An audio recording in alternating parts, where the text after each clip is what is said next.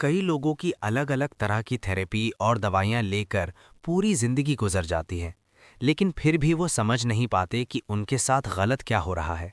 उनके मन में हमेशा एक उदासी और खालीपन रहता है, जिसे वो समझा नहीं पाते हैं। अगर आपको भी ऐसा ही महसूस होता है, तो हो सकता है कि आप भी फैमिली ट्रॉमा से गुजर रहे हों।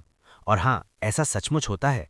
अगर आप सालों तक भी इस चीज़ को नज़रअंदाज करते रहेंगे या इसे स्वीकार नहीं करेंगे, तो ट्रॉमा खुद ब खुद खत्म नहीं हो जाएगा। आप सिर्फ तभी ट्रॉमा से बाहर आ सकेंगे जब आप उसे स्वीकार करेंगे। इस समरी में आप सीखेंगे कि किस तरह आप अपने फैमिली ट्रॉमा को पहचान सकते हैं। साथ ही आप समझेंगे कि उसे किस तरह ठीक कर सकते हैं, ताकि आपकी नई फैमिली इस सदमे का शिकार ना बने।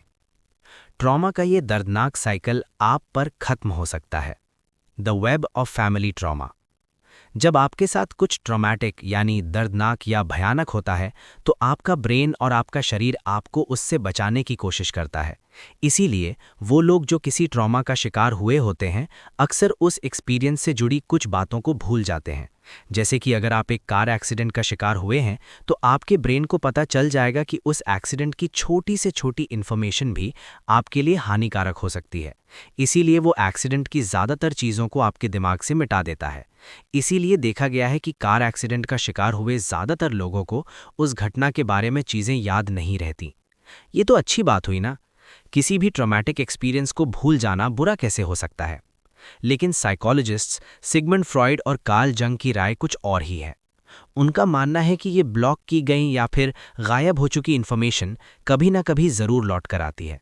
हो सकता है कि कोई इंसान गलती से उन बातों का जिक्र कर दे या फिर उसे उसी चीज़ के सपने आने लगे। इसका सबसे ज़्यादा इम्पैक्टफुल फॉर्म होता है इनहेरिटेड ट्रॉमा। सेल्यूलर बायोलॉजी और डेवलपमेंट साइकोलॉजी में जब इस बारे में स्टडी की गई, तब रिजल्ट यही था। ट्रॉमा एक फैमिली में एक इंसान के द्वारा 3 जनरेशन तक पास होता है। प्रोफेसर रेचल यहूदा द्वारा की गई एक स्टडी ने भी यही साबित किया है। प्रोफेसर यहूदा ने होलोकॉस्ट के सर्वाइवर और उनके बच्चों की न्यूरोबायोलॉजी एग्जामिन की। रिजल्ट में पोस्ट ट्रॉमेटिक स्ट्रेस डिसऑर्डर या पीटीएसडी का पता चला। पीटीएसडी के बहुत अलग तरह के सिम्टम्स होते हैं। एक इंसान जिसे पीटीएसडी है, उसे डिप्रेशन, एंग्जाइटी यानी घबराहट, इंसोम्निया यानी नींद ना आना और डरावने सपने आते हैं। जिस भी होलोकॉस्ट सर्वाइवर में पीटीएसडी के सिम्टम्स थे, प्रोफेसर यहूदा ने देखा कि ज़्यादातर उनके बच्चों में भी वही सिम्टम थे। हैरानी की बात तो ये थी कि ये बच्चे होलोकॉस्ट के दौरान पैदा नहीं हुए थे और ना ही उन्होंने उस भयानक मंजर को एक्सपीरियंस किया था, लेकिन उनके माँ बाप द्वारा एक्सपीरियंस किए गए दर्दनाक वाक़ये का असर जैसे उनमें ट्रांसफ़र हो गया था। आपकी फैमिली में जिस तरह का भी ट्रॉमा हो, उसका इलाज करना बहुत ज़रूरी है। ज़्यादातर परिवारों में दर्द या तकलीफ़ों के बारे में बात नहीं की जाती, क्योंकि लोगों को लगता है कि दर्द दिखाना कमज़ोर होने की निशानी है। लेकिन किसी को भी उस दर्दनाक चीज़ को भुला देने के लिए कहना काफ़ी खतरनाक हो सकता है। ये उस इंसान को मेंटली बर्बाद कर सकता है। आपके अंदर इतनी हिम्मत होनी चाहिए कि आप अपने साथ हुए ट्रॉमा को फेस कर सकें और उससे बाहर भी आ सकें, ताकि आपके परिवार में कोई और उसका शिकार ना बन पाए। फैमिली ट्रॉमा हर इंसान में अलग तरह से सामने आता है। जैसे कि मान लीजिए, आपकी परनानी को जंग के खौफनाक माहौल की वजह से पीटीएसडी हुआ था, और ये पीटीएसडी आपकी माँ में भी पास ऑन हुआ और वो इसकी शिकार हो गई। लेकिन आपकी माँ में ये अलग तरह से असर डाल सकता है। जैसे हो सकता है कि आपकी माँ हमेशा हर चीज़ के लिए चिंता करती हों या हमेशा आपके बारे में सोच सोच कर परेशान रहती हों। वहीं दूसरी तरफ आप में भी पीटीएसडी आया है, जो आप पर अलग तरह से असर डाल रहा है। जैसे कि आपको लंबे समय से निराशा या नाउमीदगी महसूस हो रही हो, या फिर आपको डिप्रेशन हो गया हो। इन अलग अलग तरह की मैनिफेस्टेशंस या फिर बिहेवियर को ऑथर मार्क कोर लैंग्वेज कहते हैं। ये इनहेरिटेड ट्रॉमा के वर्बल और नॉन वर्बल इफेक्ट्स हैं। चाहे एक परिवार जितनी मर्जी कोशिश कर ले कि वो एक ट्रॉमेटिक घटना को भूल जाए, लेकिन वो ट्रॉमा कभी ना कभी वापस ज़रूर आ जाता है। लेकिन वो वापस किस तरह आता है? इसका जवाब जानने के लिए आपको समझना होगा कि हमारी मेमोरी किस तरह काम करती है। लॉन्ग टर्म मेमोरी 2 तरह की होती है, डिक्लेरेटिव और non declarative memory. Declarative memory का मतलब होता है कॉन्शियसली, यानी होश के साथ इंफॉर्मेशन को ऑब्जर्व करना और उसे याद रखना। जैसे कि आप स्कूल में जो पढ़ते हैं, वो डिक्लेरेटिव मेमोरी होती है। दूसरी ओर आप नॉन डिक्लेरेटिव मेमोरी को अनकॉन्शियसली याद रखते हैं। जैसे कि कई सालों तक बाइक ना चलाने के बावजूद आपको याद रहता है कि बाइक किस तरह चलाई जाती है। इस तरह की मेमोरी को शब्दों में बयान करना मुमकिन नहीं है। आप किसी भी इंसान को बोलकर समझाने की कोशिश कीजिए कि बाइक कैसे चलाई जाती है, उसे वो चीज़ आसानी से समझ नहीं आएगी। Traumatic experience non declarative memory में स्टोर हो जाते हैं। जब आप किसी ट्रॉमेटिक इवेंट को समझाने की कोशिश करते हैं तो आपको समझ ही नहीं आता कि उस दर्द या सदमे को शब्दों में कैसे समझाया जाए। आप बोलकर किसी को समझा ही नहीं पाते कि वो मेमोरी आपके लिए कितनी दर्दनाक है। इसीलिए वो मेमोरी अंदर ही दफन हो जाती है और आपके अनकॉन्शियस माइंड में चली जाती है। इसी वजह से जब आप किसी को वही कहानी फिर से सुनाने की कोशिश करते हैं तो आपको उस घटना के बारे में सारी चीज़ें याद नहीं रहती। लेकिन एक ऐसी घटना जिसने आपको इमोशनली इतना दर्द पहुंचाया हो, उसे भूलना आसान नहीं होता। इसे आप शब्दों में बयान नहीं कर पाते, लेकिन ये इमोशंस और बॉडी सेंसेशन के जरिए सामने आने लगते हैं। ये ट्रॉमेटिक मेमोरी बार बार आपके दिमाग में आने की कोशिश करेंगे, और जितना आप उसे अपने दिमाग में दबाने की कोशिश करेंगे उतना ही वो बार बार आपके दिमाग में वापस आएंगे। कोर लैंग्वेज अप्रोच का असली मकसद इन ट्रॉमेटिक मेमोरीज को अनकवर करना है। इससे आपको ये समझ आएगा कि वो क्या चीज़ है जो आपको और आपके परिवार को परेशान कर रही हैं। ये आपके परिवार के कोर लैंग्वेज को पहचानने में मदद करेगा और आपके अतीत का आपके प्रेजेंट और फ्यूचर पर कोई असर नहीं पड़ने देगा। आप किस तरह अपनी कोर लैंग्वेज पहचानेंगे? जैसा कि बताया गया है, ये आपके परिवार की वर्बल और नॉन वर्बल हिंट्स हैं। ध्यान दीजिए कि आप और आपका परिवार अपने दर्द और स्ट्रगल्स को बताने के लिए किन शब्दों का इस्तेमाल करते हैं। जब भी आपकी जॉब, रिलेशनशिप या हेल्थ की बात आती है तो आप लोग अक्सर किस बारे में ज़्यादा शिकायत करते हैं? यहाँ से आप अपना कोर लैंग्वेज का मैप बनाने की शुरुआत कर देंगे, और यही मैप आपको अपने इनहेरिटेड फैमिली ट्रॉमा को पहचानने में मदद करेगा। The core complaint. Core language के मैप में जो चीज़ आपको सबसे पहले ढूंढनी है वो है कोर कंप्लेंट, यानी शिकायत। जैसा कि आपको बताया गया है, यहाँ पर आपको बहुत ऑब्जर्व करने की ज़रूरत है। जब आप इमोशनल होते हैं तो आप किन शब्दों का ज़्यादातर इस्तेमाल करते हैं? क्या आप उन्हीं शब्दों का या सेंटेंस का बाकी स्ट्रॉन्ग फीलिंग को एक्सप्रेस करते हुए भी इस्तेमाल करते हैं? इसके साथ ही अपने शरीर में हो रही सेंसेशन पर भी ध्यान दीजिए। 26 साल के कार्सन का एग्जाम्पल लेते हैं। एक बार कार एक्सीडेंट में मरते मरते बचने के बाद कार्सन को अक्सर पैनिक अटैक आने लगे थे।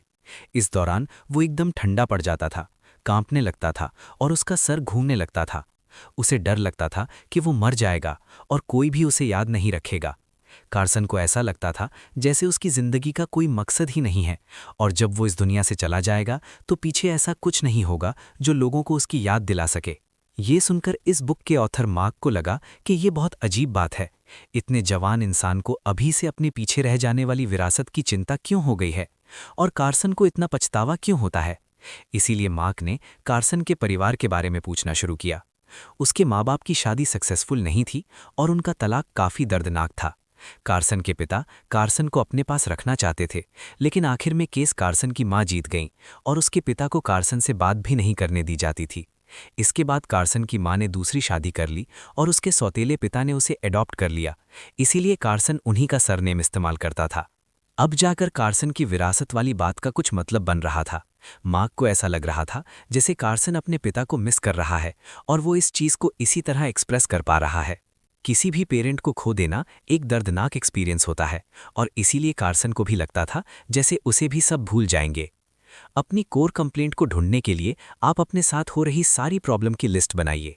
ये आपकी ज़िंदगी के किसी भी पहलू में हो रही दिक्कत हो सकती है, चाहे फिर वो आपका रिलेशनशिप हो, करियर हो या आपकी हेल्थ हो। दूसरी चीज़ कि आपकी सबसे बड़ी परेशानी कौन सी है जिसे आप ठीक करना चाहते हैं। इसमें बिल्कुल हिचकिचाइए नहीं, बस लिखते जाइए कि ये प्रॉब्लम आपको सबसे ज़्यादा परेशान क्यों कर रही है। और अगर आप आइडियाज़ रिपीट कर रहे हैं तब भी कोई प्रॉब्लम नहीं है, बस आप लिखते जाइए। जब लिखना पूरा हो जाए तो अपनी लिखी हुई लाइंस को देखिए। उसे पूरी तरह से ठीक से पढ़ने की ज़रूरत नहीं है, सिर्फ उस पर नज़र डालिए। ऐसे कौन से शब्द या फ्रेज़ हैं जो आपने बार बार लिखे हैं? कौन से फ्रेज़ आपको सबसे ज़्यादा अफेक्ट कर रहे हैं? इसके बाद लिखी हुई लाइन को ज़ोर से बोलकर पढ़िए। क्या कोई ऐसा शब्द या फ्रेज़ है जो सबसे अलग लग रहा है? क्या कोई ऐसा शब्द है जो आपको पढ़ने में बहुत अजीब लग रहा है? हो सकता है कि वो शब्द असल में आपका हो ही ना, और आपने वो अपने परिवार के किसी मेंबर से सुना हो। इसके पीछे कारण कुछ भी हो सकता है, लेकिन आप इस एक्सरसाइज को बार बार कीजिए ताकि आपको पता चले कि वो कौन से शब्द और फ्रेज़ हैं जिनका आपके ऊपर सबसे ज़्यादा इम्पैक्ट पड़ रहा है। Core descriptors. कोर लैंग्वेज में दूसरा पहलू आपके बायोलॉजिकल माता पिता के बारे में है। फैमिली ट्रॉमा को पहचानने के लिए ये जानना ज़रूरी है कि आप उनके बारे में क्या सोचते हैं और कैसा महसूस करते हैं। सबसे पहले अपनी माँ के बारे में बताइए। जब आप छोटे थे तो वो कैसी थीं? क्या वो केयरिंग थीं या फिर वो स्ट्रिक्ट थीं और ज़्यादा परवाह नहीं करती थीं? क्या वो आपको कभी गले लगाती थीं? इन सभी चीज़ों को लिख लीजिए। इसके बाद आप वो चीज़ें लिखिए जिसका दोष आप अपनी माँ को देते हैं। फिर से हिचकिचाने की कोई बात नहीं है। इसके बाद यही सेम चीज़ अपने पिता के लिए कीजिए। इसमें ज़रूरी ये है कि आप ईमानदारी से बिल्कुल सच लिखें। आपको कोई बात छुपाने या उसे बेवजह पॉजिटिव दिखाने की ज़रूरत नहीं है। जितना ज़्यादा आप सच लिखेंगे उतना आपके लिए बेहतर होगा। अगर आप चाहते हैं तो आप इस एक्सरसाइज को उन लोगों के लिए भी कर सकते हैं जो आपके बहुत करीब हैं, जैसे आपका पार्टनर या बेस्ट फ्रेंड। अब अपनी लिखी गई बातों पर नज़र डालिए। इस्तेमाल किए गए एडजेक्टिव और फ्रेज आपको अपने माता पिता को लेकर उन फीलिंग्स के बारे में बताएंगे जिनके बारे में आपको पता भी नहीं है। अपने माइंड में आ रहे थॉट्स को लिखना बहुत हेल्पफुल होता है। ये आपको चीज़ों को तोड़ मरोड़ कर सोचने से बचाता है।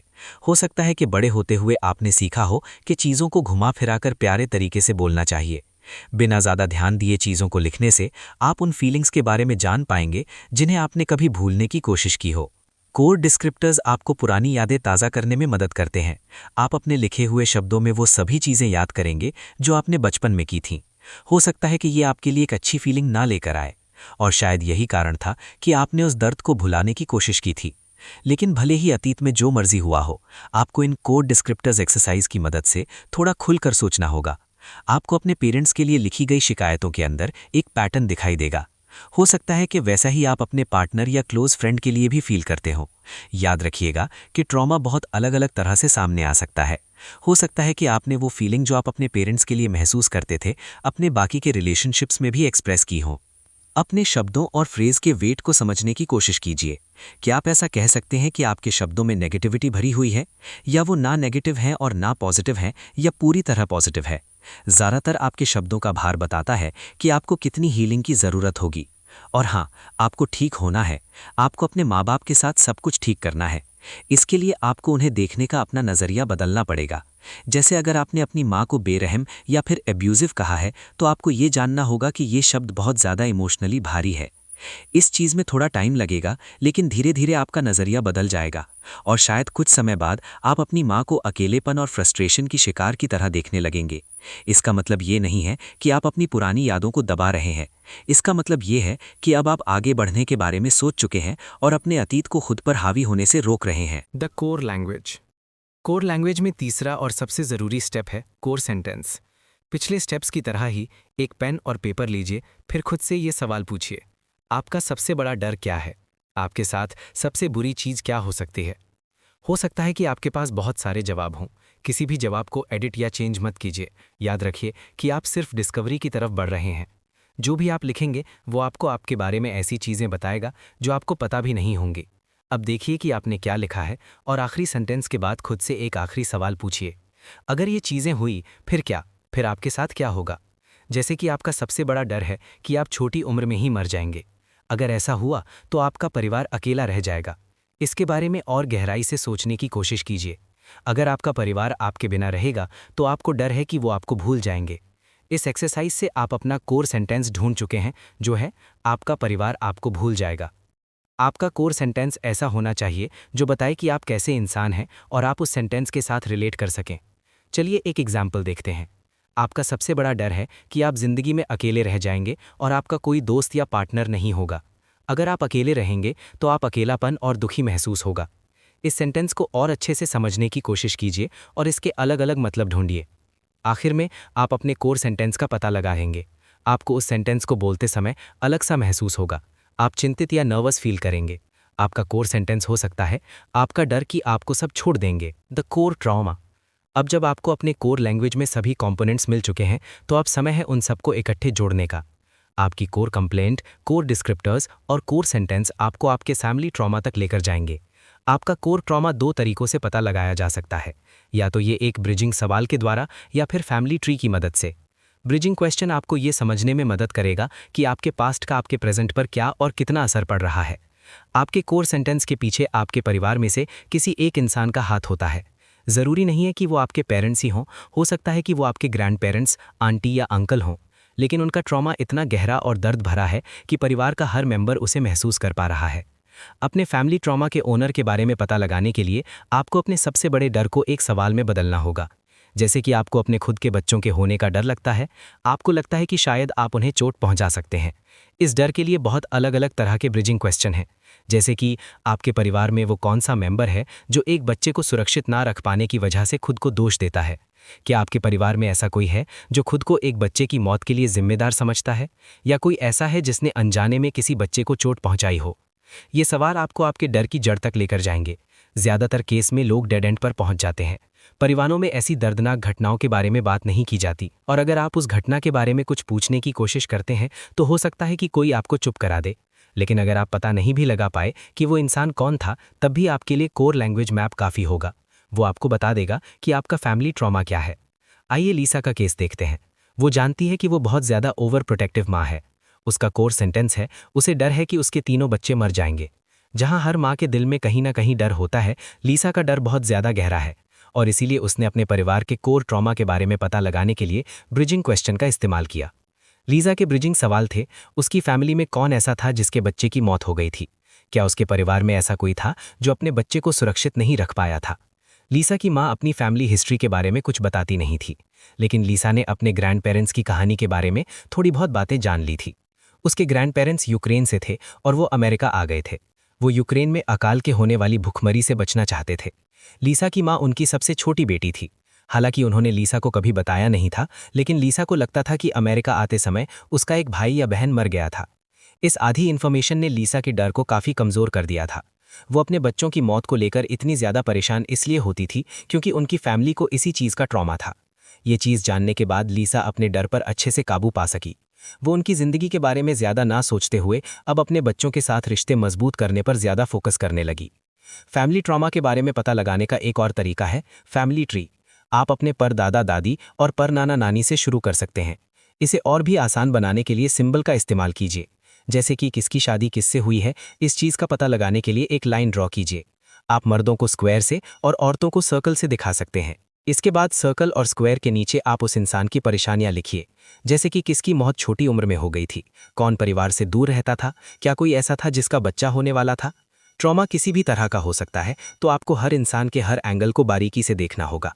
आप हर फैमिली मेंबर के फिजिकल, मेंटल और इमोशनल पहलुओं को ध्यान में रखिए। उसके बाद अपने फैमिली ट्री के बिल्कुल ऊपर अपना कोर सेंटेंस लिखिए। आपके परिवार में से कौन सा ऐसा इंसान है जो इससे सबसे ज़्यादा रिलेट कर सकता है? शायद किसी के साथ ऐसा कुछ हुआ हो जिसका आज आपको डर लगता है। From insight to integration. अब आपको पता है कि आपके कोर लैंग्वेज मैप के कंपोनेंट्स क्या हैं। आपको इस चीज़ का भी थोड़ा बहुत अंदाज़ा है कि आपका परिवार कौन से ट्रॉमा से गुजर रहा है। अब समय है कि आप उस ट्रॉमा के साथ डील करें। आप वापस अपनी कोर लैंग्वेज पर जाइए, जो कि आपके अंदर से सबसे ज़्यादा ताकतवर इमोशन जगाती है। उसे कहीं लिख लीजिए और फिर अपनी ज़िंदगी के ऐसे इवेंट्स को लिखिए जो उससे कनेक्टेड है। जैसे कि आपकी कोर लैंग्वेज है, ज़िंदगी में सब आपको छोड़कर चले जाएंगे। वो कौन सी यादें हैं जिसके कारण आप अकेलापन महसूस करते हैं? भले ही वो याद जितनी मर्जी अनइम्पॉर्टेंट हो, उसे ज़रूर लिखिए। उसके बाद उन एक्सपीरियंस को याद करने की कोशिश कीजिए जो आपके परिवार में किसी के चले जाने या किसी से नाता तोड़ देने को लेकर है। क्या कोई ऐसा रिश्तेदार है जिसे अब फैमिली फंक्शन में बुलाया नहीं जाता है? क्या कोई ऐसा है जिसका तलाक हो गया है? क्या कोई बहुत छोटी उम्र में मर गया था? इन सब चीज़ों को एक जगह लिख लीजिए।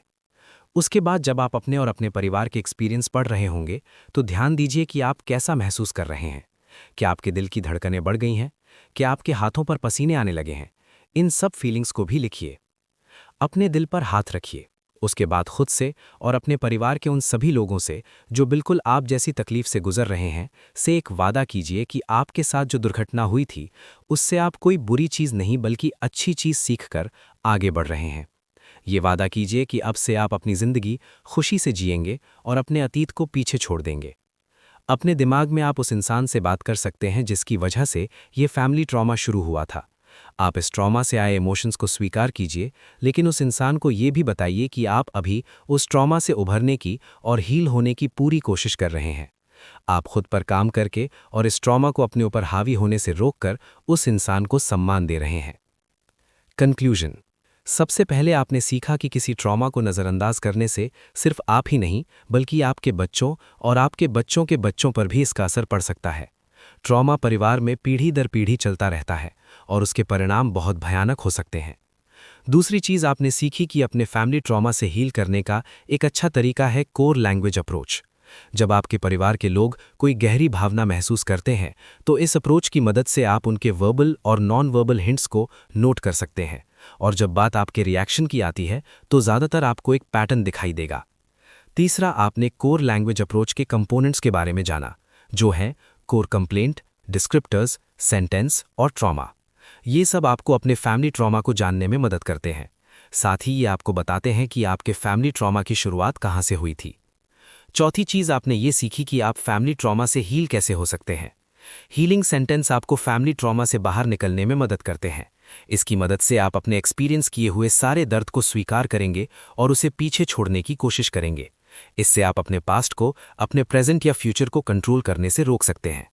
हर परिवार में अपनी अपनी परेशानियां होती हैं, लेकिन कोर लैंग्वेज अप्रोच की मदद से आप अपने परिवार को हील होने में मदद कर सकते हैं। खुद को हील करना डोमिनो इफेक्ट की तरह होता है। खुद को हील करके आप अपने साथ अपने परिवार के उन लोगों की भी मदद करते हैं जो चुपचाप इस ट्रॉमा की वजह से घुट-घुट कर जी रहे होंगे। हीलिंग में कुछ वक्त तो ज़रूर लगेगा, लेकिन ये आपकी ज़िंदगी में सुकून और आज़ादी लेकर आएगा।